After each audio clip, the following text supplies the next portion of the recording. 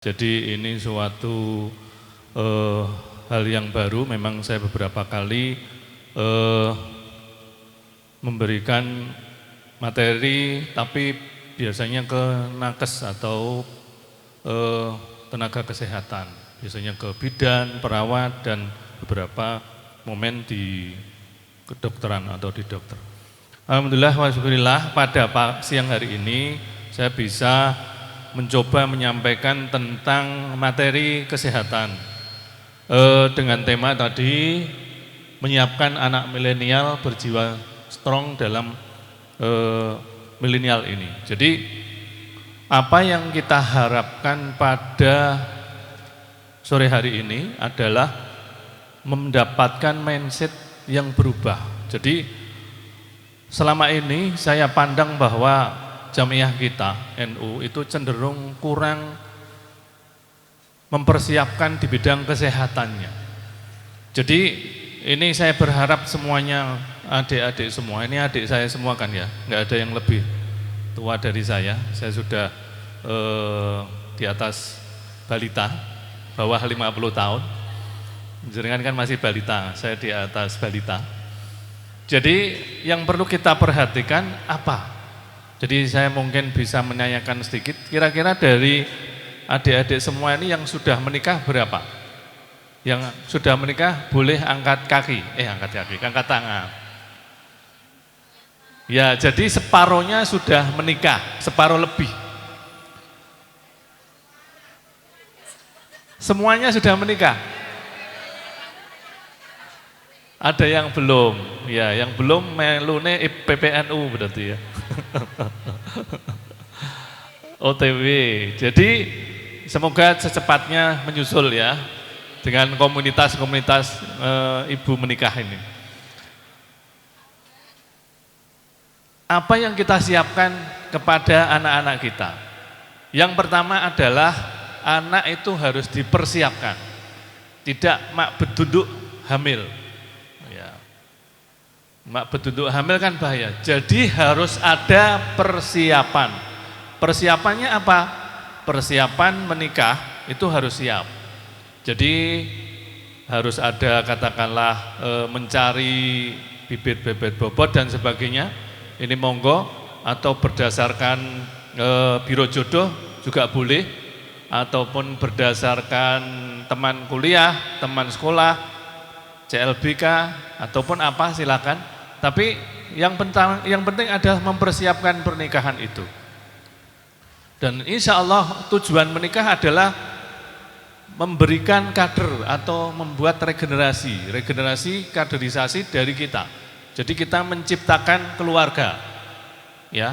Meskipun ada juga yang kebetulan tidak diberikan keturunan, tapi di era sekarang itu bisa dibuat lebih maksimal potensi untuk hamilnya itu. Kemudian apa yang kita siapkan? Yang pertama, saya buka ke PNC ya. Yang kita siapkan adalah yaitu tadi menikah.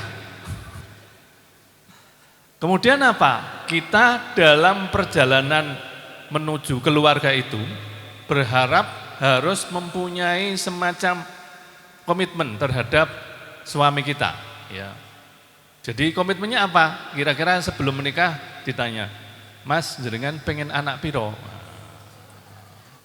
Iya toh? Misalkan suaminya bilang, wes, Dek, aku pengen anak 8. Mesti kan menolak semua, nggih?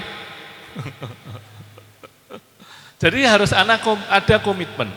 Maka di negara-negara maju, komitmen tentang pernikahan itu sudah mulai dilakukan. Supaya apa?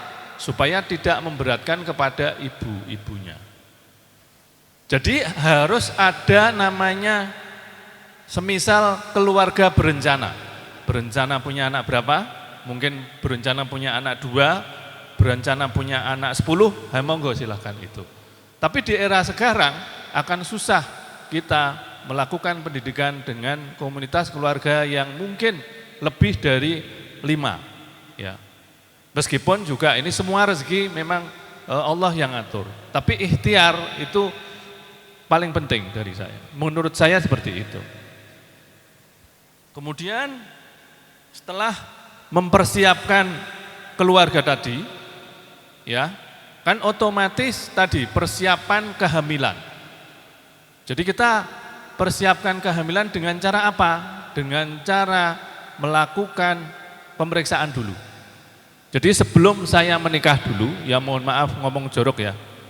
Sebelum saya menikah dulu, saya tes, mohon maaf sekali, sperma saya. Apakah sperma saya itu berkualitas apa tidak? Ya. Karena apa? Problem mandul itu bukan mutlak milik dari istri. Jadi itu 50-50. Ya, bukan mutlak milik istri. Bukan. Jadi kalau mandul itu bukan yang salah, bukan istrinya. Bukan wanitanya. Dua-duanya bisa salah. Ya. Jadi saya tes, alhamdulillah waktu itu ya sudah cukup ya. Lebih dari 5 juta. Karena sperma yang normal itu lebih dari 5 juta. Dan inilah yang merupakan karunia Allah. Dari 5 juta lebih itu, kita ini yang hadir di sini, itu pemenangnya. 1/5 juta itu tadi. Jadi bersyukurlah. Dengan semua, kita semua itu menang lebih dari 5 juta. Jadi misalkan anak kita itu, katakanlah di ranking 10 besar ke atas, bahkan dulu ranking anak saya sempat 5 besar bawah. Saya bilang, kamu mas, itu dulu itu 1/5 juta kan juaranya. Oh iya Pak, iya. Akhirnya memberikan semangat seperti itu. Jadi kehadiran kita di dunia itu berarti menyingkirkan lebih dari musuh kita 5 juta itu. Ini suatu yang harus kita syukuri. Ya. Kemudian kalau kita mau hamil harus mempersiapkan apa? Mempersiapkan 1000 hari pertama umur anak kita. Jadi mulai tek, wah kok wis telat ya. Wah, setelah diteliti, wah kok positif ya. Hari itu kita harus mempersiapkan gizi kita. Harus searching, harus konsultasi ke bidan, ke dokter spesialis kandungan, kalau perlu ke dokter gizi. Kira-kira apa yang kita makan? Apa yang saya makan dok atau bu bidan? Supaya nanti janin saya itu bagus. Oh iya, monggo jenengan sering-sering neng kampung sawah misalkan itu. Nah, sama suaminya. Nah, supaya apa? Suaminya perso bahwa harus sering-sering ke kampung sawah misalkan. Kemudian setelah proses 3 bulan pertama, itu merupakan kunci dari kualitas bayi itu. Ya, kalau 3 bulan pertama, katakanlah peningkatan berat badan itu sesuai, itu akan sesuai nanti insya Allah itu akan lahirnya lebih bagus. Kemudian sudah melewati bulan ke-7, nah, katakanlah ini 3 bulan terakhir, ya 3 bulan terakhir, itu di situ kita harus bersiap-siap untuk nanti kira-kira ini mau melahirkan di mana. Mungkin ini yang masih ada yang hamil, nah, silahkan nanti dibahas di rumah. Ingin melahirkan di mana? Di klinik Sri Kandi atau klinik Pratama atau di rumah sakit, ya silahkan nanti disiapkan semuanya.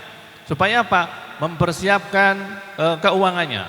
Makanya kami berharap promosi juga di sini. Semuanya Fatayat itu kalau bisa ikut BPJS. Supaya apa? Di Kudus ini 75% itu sudah OHC, maksudnya sudah terdaftar di BPJS. Yang 25% kami berharap tidak ada di sini.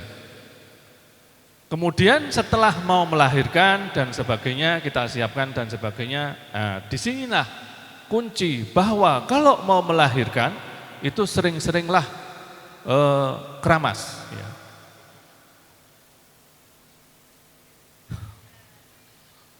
Kenapa kok keramas? Ya pokoknya begitulah, sehingga akan mempercepat proses persalinan. Ya, setelah persalinan kita siapkan secara betul bahwa ini anak kita, bukan anak mbah kita. Ya. Kita siapkan betul, bukan anak mbah kita. Karena apa? Seringkali kita itu tidak mau ngurusi anak, bahkan menyusui, mbah kita yang nyusui. Padahal mohon maaf, yang punya ASI kan kita, bukan mbah kita. Sehingga sekarang, di era sekarang, rumah sakit itu harus melakukan pemberian ASI eksklusif dan namanya inisiasi menyusui dini. Jadi IMD. Jadi nanti bisa ditularkan ke keluarga, ke siapapun yang mendengarkan di rumah, sehingga pas jenengan penyuluhan di mana ini ilmu yang bermanfaat. Kenapa? IMD itu merupakan pertama kali bayi itu mendapatkan makanan. Dan IMD bayi itu bisa mencari, mohon maaf, putingnya ibu sendiri.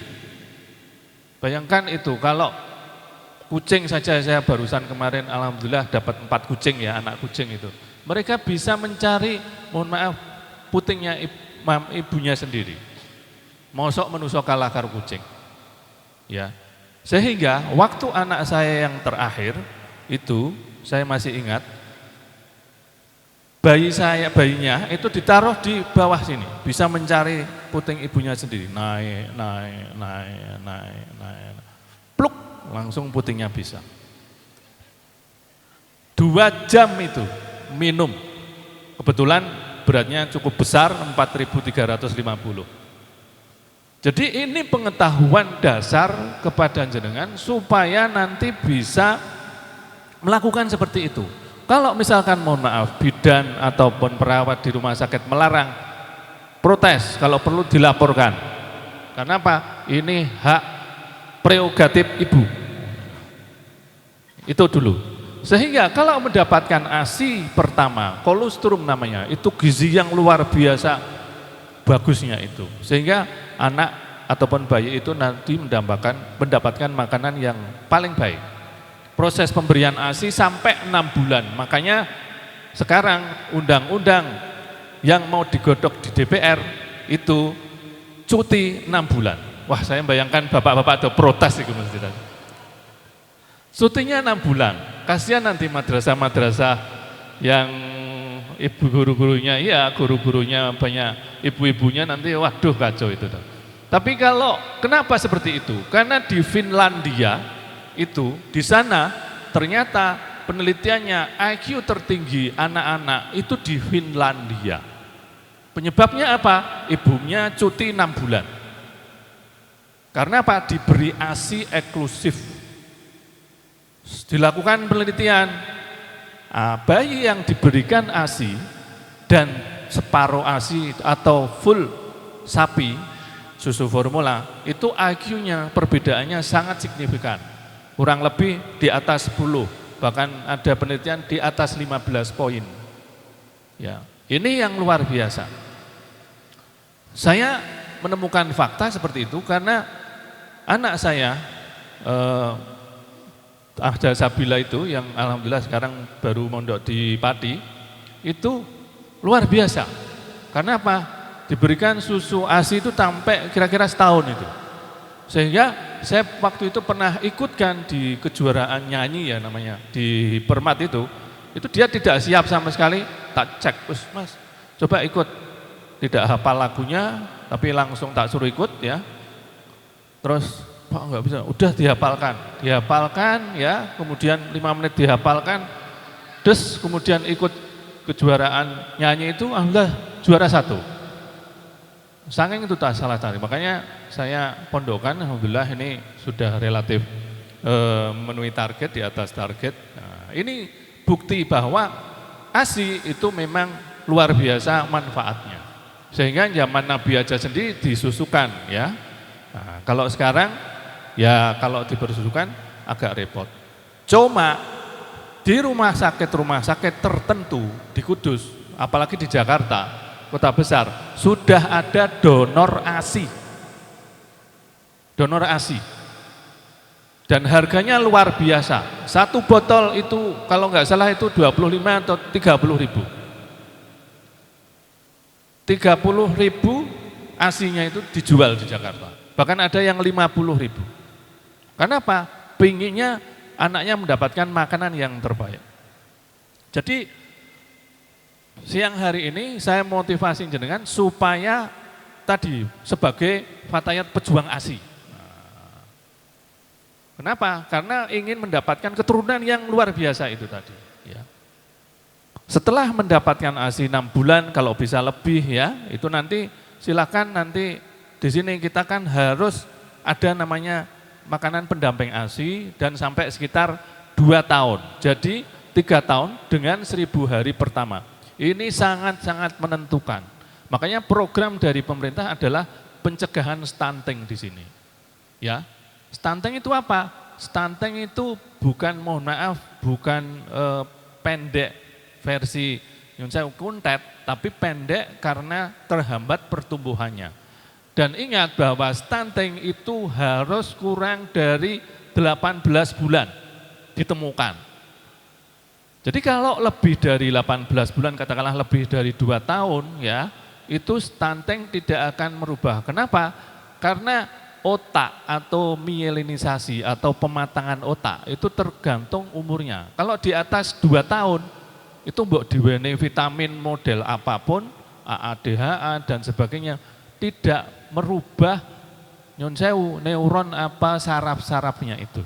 Tapi kalau kurang dari 2 tahun itu bisa memperbaiki. Jadi makanya disiapkan generasi ke depan itu lebih baik daripada generasi-generasi sebelumnya. Misalkan nanti mau hamil, kedua, ketiga, atau keberapapun, siapkan betul. Itu. Setelah melewati 2 tahun, kemudian 5 tahun ya, di sini antara 2 tahun sampai 5 tahun ya, ini juga sebagai kunci pergaulannya. Nanti mungkin Bu Farida menyampaikan bahwa kalau anak di bawah 2 tahun, 3 tahun itu sudah kecanduan gadget, ya ini akan fatal. Dia akan jadi anak yang agitasi atau mudah marah. Ya, nanti bisa dipelajari sama Bu Farida. Kira-kira berapa jam yang boleh diberikan buat anak-anak kita? Ya, kalau kita melihat mungkin lebih dari 3 jam, anak-anak kita kan nggak mungkin ya, harus kurang dari segitu. Setelah melewati 5 tahun, kemudian sampai 18 tahun ya, ini masih area anak-anak. Jadi bersyukurlah saya, karena di atas 18 tahun sampai 63 tahun itu masih remaja. Jadi Gus Nasi, Bu Farida, saya ini masih remaja, jenengan masih remaja. Gampangnya sak pantaran kita itu. Berdasarkan kriteria remaja di WHO, usia 18 tahun plus 1 hari sampai 63 tahun. Masih remaja itu, Bro. Kalau tadi jadi kan antara katakanlah 5 tahun sampai 12 tahun, 12 tahun sampai 18 tahun, ini masa pencarian diri. 12 tahun sampai 18 tahun. Nah, di sini memang banyak berperan di psikologinya. Bagian di anak-anak terutama di kesehatannya atau di fisiknya ini di bawah 12 tahun. Kalau ada fail atau gagal di bawah 12 tahun itu susah nanti diharapkan. Apalagi di bawah 5 tahun. Jangan berharap anak kita kalau di bawah 5 tahun itu mohon maaf ada keterlambatan, itu secara teori tidak bisa disamakan dengan anak yang lain. Jadi harus kita tahu betul bahwa anak ini jangan terlalu kita bebani dengan target. Makanya mungkin kurikulum sekarang kan tidak diperkenankan untuk ada ranking ya. Salah satunya di situ. Supaya apa? Tidak membebani orang tua ke masalah ranking itu. Jadi yang paling prinsip adalah balita itu dengan cara bagaimana kita mempersiapkan dari sekarang. Misalkan kebetulan anak kita masih di bawah 2 tahun. Pastikan anak kita jangan stunting. Kalau anak kita stunting, harus diterapi secepatnya. Di Dinas Kesehatan ada namanya rumah sehat di situ, bayi-bayi atau anak-anak yang kurang berat badannya, kurang tinggi badannya. Itu dievaluasi, dicari apakah ini memang betul, Kalau memang perlu dilakukan pemberian susu yang kalori tinggi, plus nanti ada pembuatan makanan-makanan yang kalori tinggi. Setelah 5 tahun tadi, kita berharap anak-anak kita tidak terkontaminasi dengan handphone, kemudian pertumbuhannya harus bagus. Pertumbuhan yang baik itu bagaimana? Pertumbuhan yang sesuai dengan linear tumbuh kembang anak. Tumbuh kembang anak itu bagaimana? Dengan hitungan paling mudah adalah kalau bayi setahun itu targetnya kurang lebih 9-10 kilo. Setiap tahun harus naik 2 kilo. Jadi mohon nanti ditimbang anak-anaknya, ibunya nggak usah ikut timbang, jondil nanti. Karena nanti mohon maaf kalau anak kita usia 5 tahun, berat badan targetnya adalah katakanlah 10 tambah 18 kilo, misalkan 5 tahun anak kita. Padahal anak kita masih 16 kilo bahkan kurang, hati-hati harus dikejar di sini. Nah, dikejar supaya apa? Pertumbuhannya bisa terkejar. Dengan cara pemberian apa? Pemberian makanan-makanan yang protein dan karbohidrat tinggi. Dan itu tidak ditemukan pada nasi. Nasi itu karbohidrat. Ya, karbohidrat itu tidak tinggi kalorinya. Sehingga pemberian pola makan diet pada anak itu tidak wajib pada kesehatan loh ya. Nek mbah-mbah kita saya nggak tahu ya. Pada kesehatan tidak wajib diberi nasi. Berilah lauk. Misalkan lele telu, segone telung sendok, ora apa-apa. Jangan kebalik. Nasinya 1 piring, lelenya telung cuil. Plus banyu atau sayur bening. Sayur bening itu gizinya sangat rendah. Harus apa? Dikasih opor, gulai, lodeh, tongseng. Jangan kebalik, yang anak-anak dikasih sayur bening, orang tua maeme gulai karo opor. Sing wong tua tambah bobote, anak-anaknya tambah langsing. Nah, ini kesalahan-kesalahan mendasar yang ada di Nyun Sewu negara kita, bukan NU tok. Ya. Sehingga apa? Sehingga kita berharap dengan adanya perubahan mindset di sore hari ini, merubah jenengan menyampaikan misi kita sebagai pejuang fatayat, pejuang kesehatan fatayat untuk memberikan ilmu kepada masyarakat sekitarnya, kepada nenek-nenek kita, kepada sekitar kita. Ini akan lebih baik nanti anak-anak kita itu tumbuhnya lebih bagus. Kalau perkembangan itu saya yakin kalau dia usia 1 tahun, 2 tahun dia sudah bisa ngomong, sudah bisa bicara, sudah bisa lari-lari dan sebagainya. Insya Allah itu sekitar 95 anak itu dia perkembangannya baik. Problem yang ada di kita adalah pertumbuhannya. Dia tidak tumbuh berat badannya. Dia stagnan. Tambah setahun, tambahnya cuma 1 kilo.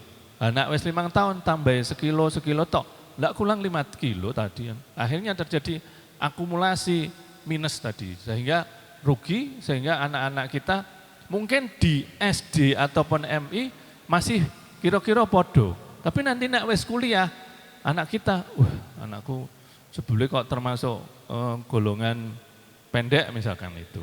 Itu dari awal kita tahunya itu setelah mungkin kuliah dan sebagainya. Apalagi dibandingkan kalau di kuliah dan heterogen di situ ada mungkin orang-orang yang nonis ya, itu di sana pasti fisiknya besar-besar.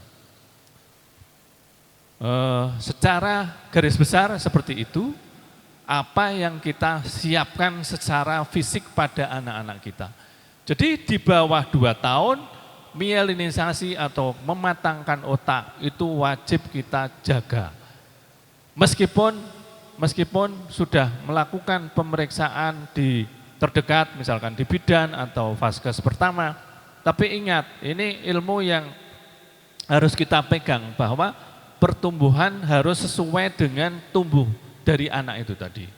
Jadi kalau misalkan ke fasilitas kesehatan, mohon maaf dari tenaga kesehatan bilang, mboten napa-napa Bu, niki biasa kok. Mboten naik niku wis biasa, mangke nggih naik-naik dhewe. Itu hanya menyenangkan kenjenengan. Tapi saya enggak seneng itu. Kenapa? Karena terganggu nanti tumbuh kembangnya itu.